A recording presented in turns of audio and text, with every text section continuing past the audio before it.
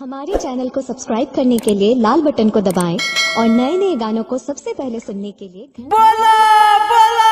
बाबा महेंद्रनाथ की।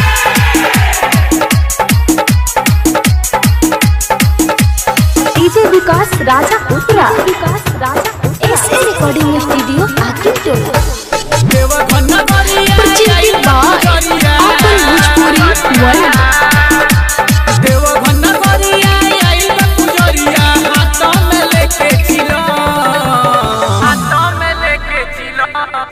बम लेके है चिलो में गाजा मार हर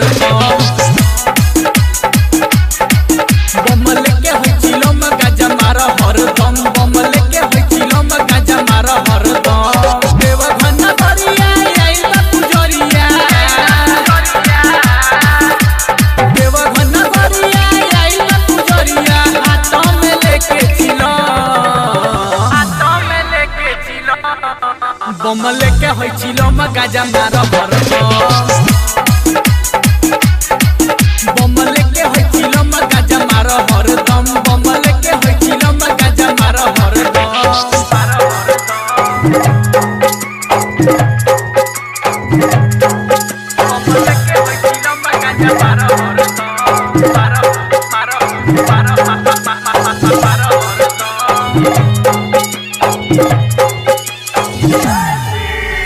डीजे विकास राजा उत्तरा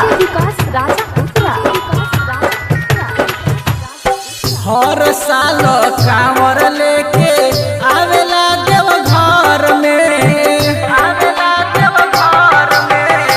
कहेला कि श्रद्धा लागल बावे हमरो मन में गौरा चरनिया में बाबा इहो लागल कहिए से भइल बाटे इहो नु पागल केहू देखे नहीं हमारा के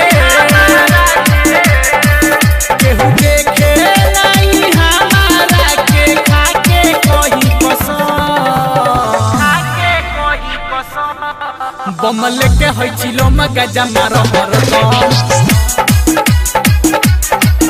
बम लेके है चिलो में गाजा मार हर दम बम लेके है चिलो में गाजा मार हर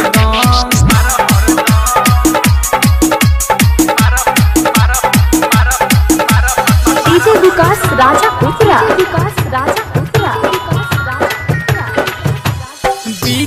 भारती भजन लिखेला अभिषेक गारेला